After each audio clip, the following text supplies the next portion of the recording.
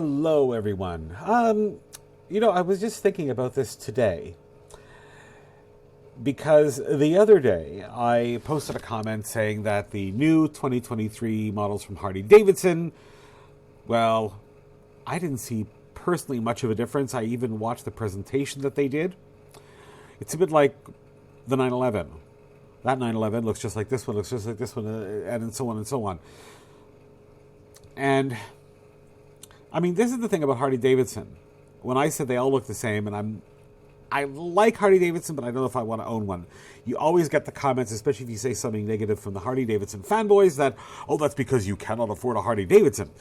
Well, that's not exactly true, because in the last, we're 2023, so the last 5 years, I actually went to buy Harley Davidson 4 times. 4 times in the last 5 years. And each time I went to choose the one that I wanted, it was between 2 models, just at the moment where I was about to say, okay, this is the one that I want, I changed my mind. Very often, it wasn't the bike itself. It was just the whole Harley Davidson image. Now, Harley Davidson has a very strong brand image. There's no doubt about that. But when I look at Harley Davidson riders, what do I see? Lawyers, doctors, accountants, dentists, CEOs. And every time I've seen these kind of people on a Harley Davidson, they always dress up to the full Harley Davidson gear and try to be like bad boys on the weekend. And I go, that's not convincing. The blue collar roots that Harley Davidson originally had, that is something of the past. It is something of the past. I mean, Harley Davidson sells, I think if they didn't sell any accessories and clothing, the company would have gone bust a long time ago. Now, Harley Davidson is not the only one that has this kind of image in my mind. Maybe to other people it'll be different. But for example, Indian, right? Now, even Indian motorcycles, I actually like the way they look until I see some of the riders. And there's one rider that I will see occasionally. I just go, oh boy, what a knob.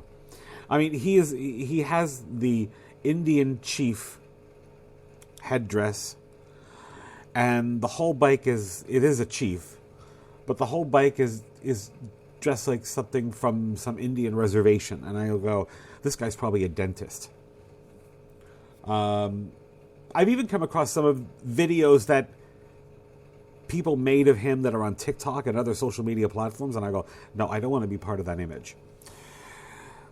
The other thing about Harley Davidson that I don't like is that the company seems to be a little bit all over the place. And what I mean by that, now there's been a rumor, I haven't really confirmed it yet, or maybe there has been some confirmation about this. If there is, type it in the comments below. But there's talk about them releasing smaller CC engines, like 350 and all that. And they're going to have them made in China. Oh. Let's talk about made in China bikes for a moment. There's a company called Bellini. Used to be a very good Italian brand for Italian brands. All their bikes are made in China. And there's a website called Alibaba. And if you go to Alibaba, you can find out who the suppliers are.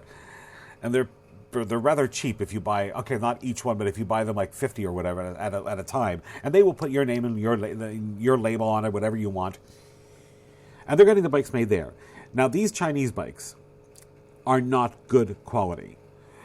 Unlike, for example, if it was a Harley Davidson factory that they set up in China, that was Harley Davidson control, then they probably would have something. But all they're doing is buying, apparently, the engines and having the bikes manufactured by another supplier, which is not Harley Davidson. And you kind of think, really, is that such a wise move? I mean, I think Harley Davidson should have, some entry bikes, like even a 150cc or a 250cc or 350cc, to attract new riders. The other thing that you'll hear from the Harley Davidson fanboys is how good quality Harley Davidson bikes are. Well, they don't come anywhere near Honda, Suzuki, Kawasaki, and Yamaha. Nowhere near. There's a guy that I was just speaking to probably 2 months ago, and he's been waiting for a Harley Davidson part for the last 3 months, and his bike has been sitting at Harley Davidson for the past 3 months because they have to order this part from the US. Now, when I speak to Honda guys, and Yamaha and Kawasaki and Suzuki, the longest I've ever heard them wait for something is like 2 weeks, because most of the parts can come in under a week. And this is not unusual with Harley Davidson from the people that I have spoken to.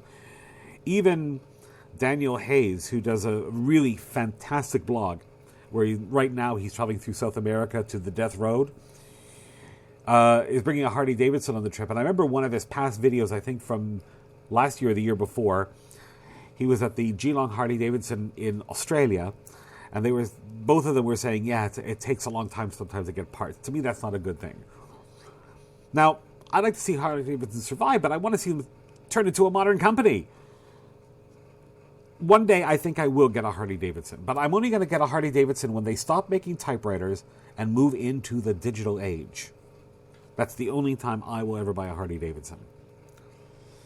Anyway, enough about my little rant for today. Tell me what you think. Leave it in the comments section below, and let's get back to some more road video. Actually, I just shot this, when was it? Day before yesterday. It's holiday time here in Taiwan, Chinese New Year, so the roads are quite good. Yeah!